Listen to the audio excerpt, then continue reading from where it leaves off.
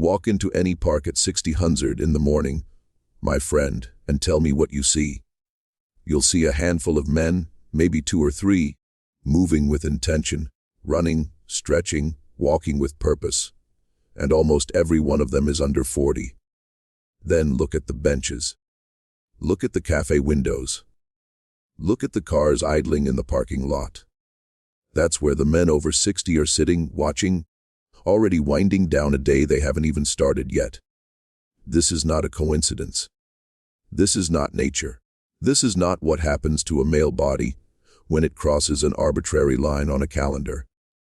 This is a pattern, and a chosen one. And almost every man over 60 has fallen into it without ever realizing he was making a choice at all. I'm going to tell you tonight why this happens. Not the comfortable reasons, the real ones. And then I'm going to tell you exactly how to climb back out of it, even if you haven't moved seriously in 20 years. Stay with me to the end, because the fix is simpler than you think, and the reward is greater than almost anyone has bothered to tell you. Let's begin.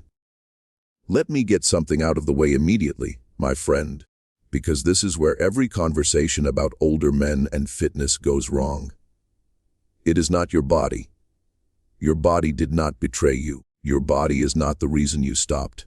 The body of a 60-year-old man, even a 65-year-old man, even a 70-year-old man, is still extraordinarily capable. It can build muscle. It can build endurance. It can move heavy things. It can run, swim, lift, walk for miles.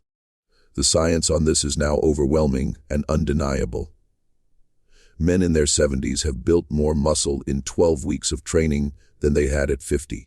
Men in their 80s have completed marathons. The biological ceiling is far, far higher than the culture has told you.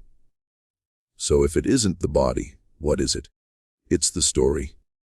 The story you were handed. The story everyone around you is also living inside of. The story that says past a certain age, men slow down, settle in, and accept that their athletic days are behind them. This story is so pervasive, so unquestioned, that almost every man absorbs it without ever noticing he absorbed it.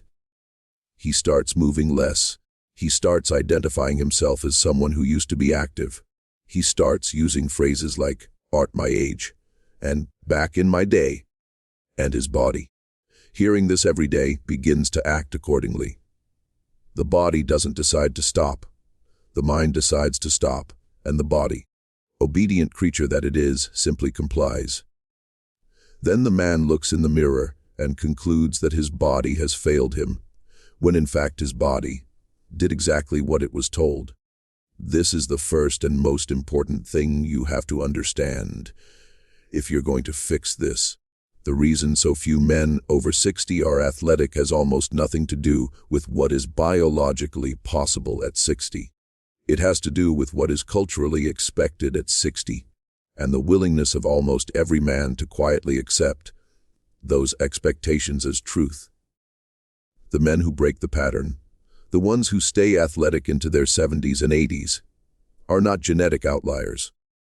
They are simply men who refuse to accept the story. That's the entire difference.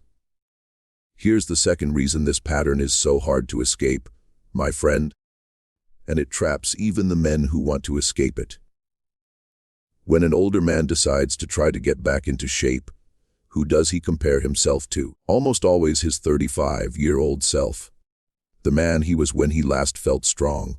The version of himself who could do 20 pull-ups, run 6 miles, throw a heavy bag around the gym without thinking about it. And here is the cruel trick of this comparison. It guarantees failure before he begins. He goes to the gym. He tries to do what his 35-year-old self could do. His 65-year-old body cannot. He feels embarrassed. He feels broken. He feels like a ghost of who he used to be. So he quits. Not because he can't get strong, but because the only standard he was measuring against was a standard he could never reach again. And so anything short of it felt like failure. The men who succeed at being athletic in their 60s and beyond do not compare themselves to their 35 60-year-old self. They compare themselves to two completely different reference points. First, to the version of themselves who didn't train at all. The 65-year-old who can do 10 push-ups is winning decisively against the 65-year-old on the couch. Second, to themselves 6 months ago. The man who could walk a mile in November and can walk 3 miles by April is becoming an athlete, regardless of what his 30-year-old self could do.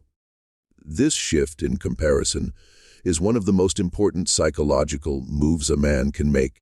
Once you stop competing with a younger version of yourself who no longer exists, and start competing with the version of yourself who would otherwise do nothing, the whole project becomes winnable. Every session is a victory. Every walk is progress.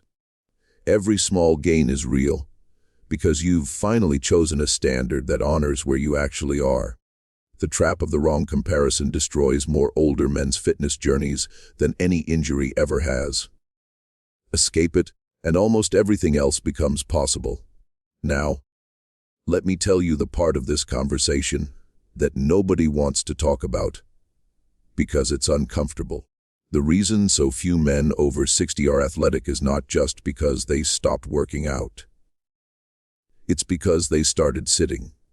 And the sitting slowly, methodically dismantled the body that the workouts used to maintain. Look at the average day of a man in his 60s. He gets out of bed. He sits to eat breakfast. He sits in the car. He sits at his desk or in his chair at home. He sits at lunch. He sits in the car again. He sits through the evening news. He sits through dinner. He sits through television. And then he goes to bed. If you total it up honestly, the average older man is sitting for 14, 16, sometimes 18 hours a day, and the human body, especially as it ages, was not designed for this. The hip flexors shorten, the glutes weaken, the lower back stiffens, the cardiovascular system, which thrives on regular movement, becomes sluggish. Bone density declines because the body sees no reason to maintain it. The body, in short, begins to assume it is no longer being asked to do anything physical, and it starts deconstructing itself accordingly. Here is the part that is going to change how you think about this forever. Sitting is not the absence of exercise. Sitting is its own activity, and it has consequences. A man who sits for 16 hours a day and then goes to the gym for 45 minutes 3 times a week is not an active man. He is a sitting man who occasionally exercises. The 15.25 hours of stillness on each of those days are doing far more damage than the 45 minutes of training are repairing. This is why so few men over 60 look athletic, even when they say they work out. They've solved the wrong problem. The fix is not to exercise harder. The fix is to sit less, to stand more, to walk more, to break up every period of sitting before it becomes an hour, to build a life in which motion is the default state and rest is the exception rather than the other way around. A man who walks 20 minutes after every meal, who takes the stairs, who stands while making phone calls, who works in his garden, who fixes things around his house, who moves continuously in small ways throughout the day, is doing more for his athletic capacity than the gym warrior who is otherwise sedentary. The base of being athletic at 60 is not the workout. It is the day around the workout. Now, we have to redefine something, my friend, because the word athletic has been hijacked, and the wrong definition is part of what's keeping older men out of the game. When most men hear the word athletic, they picture a 25-year-old in a gym lifting heavy weights with veins popping out of his arms. They picture marathons. They picture six-pack abs and physical performance that requires hours a day of dedicated training. And so when an older man asks himself whether he could be athletic, he measures himself against that picture and concludes, reasonably, that the answer is no. But that picture is not what athletic means. It's what one narrow extreme version of athletic looks like. The real definition is much broader and much more attainable. Athletic, properly understood, means having a body that can do things. Pick up a grandchild without straining. Carry groceries up 2 flights of stairs without stopping. Get down to the floor and back up again without struggle. Walk 5 miles without your knees giving out. Lift a 50-pound bag of mulch without throwing out your back. Move through your daily life with energy, strength, and confidence rather than caution, stiffness, and fear. This is what athletic at 60 actually looks like. And every single component of it is achievable for almost any man, regardless of where he's starting from. The man who can do these things is athletic, in the only sense that matters. He doesn't need to bench press his body weight. He doesn't need to run a 6-minute mile. He needs a body that says, yes, when life asks it to do something, instead of a body that says, no, or maybe, or not anymore. That capacity is what gives a man his confidence, his vitality, his presence in a room. And that capacity is, fortunately, very buildable, even from a starting point of years of inactivity. So let go of the picture of athletic that's been in your head. Replace it with a simpler one: he's strong enough, mobile enough, energetic enough, a body that has not surrendered its usefulness. That is what we're aiming for. That is what a man over 60 can absolutely have. And that is what almost no other man his age is bothering to build. Which is exactly why having it makes him so different. All right, my friend. We've named the disease. Now let me give you the cure. The fix for an older man who wants to become athletic again is not a workout program. It's not a diet. It's not a supplement. It's a sequence, a specific order of operations, and almost no one teaches it because almost no one understands it. I'm going to give it to you now. The first move is walking. Not running, not jogging. Walking every single day without exception. You walk. Start with 20 minutes, build to 40, build to an hour. Walking is the foundation of everything else because it reawakens the cardiovascular system gently. It lubricates the joints. It strengthens the legs without injury risk. And most importantly, it rebuilds the habit of being a moving body. Until walking is non-negotiable in your day, nothing else will stick. This is the floor. The second move, layered on top of the walking, is strength. 2 times a week. That is all you need. 2 sessions, 45 minutes each, of basic resistance training. Not bodybuilding. Not chasing the look of a younger man. Just the fundamental human movements. Pushing something away from you, pulling something toward you. Standing up from a squat. Picking something up from the floor. Carrying something heavy from one place to another. These are the patterns the body is designed for. And the body that practices them stays capable. The body that doesn't deteriorates. You can do this with dumbbells. You can do this with bands. You can do this with body weight. You do not need a fancy gym. You need consistency. The same movements twice a week, getting slightly stronger over time. That's the whole thing. The men who try to do too much, who chase elaborate programs they find on the internet, almost always quit within a month. The men who keep it simple and consistent keep going for years. And the years are what build the result. The third move is mobility. 5 minutes a day, just 5. The hips, the shoulders, the spine, the ankles. Simple stretches, simple rotations, simple movements that keep the joints alive. This is the cheapest insurance policy a man over 60 can buy. And almost no one buys it. The body that can move through its full range stays young. The body that can't ages fast. The fourth move is recovery. And this is where older men have to be smarter than younger men. Sleep is non-negotiable. 7 to 9 hours every night. Protein is non-negotiable. Your body needs more of it now than it did at 30 to maintain muscle. Hydration is non-negotiable. And rest days are non-negotiable. The man who trains 2 days a week and recovers fully will outperform over a year the man who trains 6 days a week and is constantly broken down. At 60, the goal is not to train harder. It is to train smarter and recover fully. Walk every day, lift twice a week, move your joints 5 minutes daily, sleep well, eat enough protein, give yourself recovery. That's the entire prescription. There is no secret beyond this. The men who do these 4 things consistently for 6 months transform. The men who keep doing them for 2 years become unrecognizable.